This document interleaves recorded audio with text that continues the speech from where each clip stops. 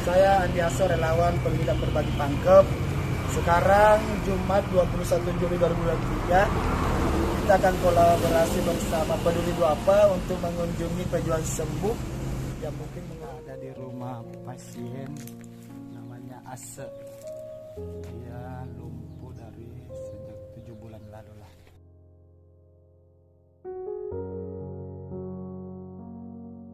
Katanya dia sudah berobat sana sini ke awalnya sih cuma karena terkendala biaya, dia cuma berobat kampung.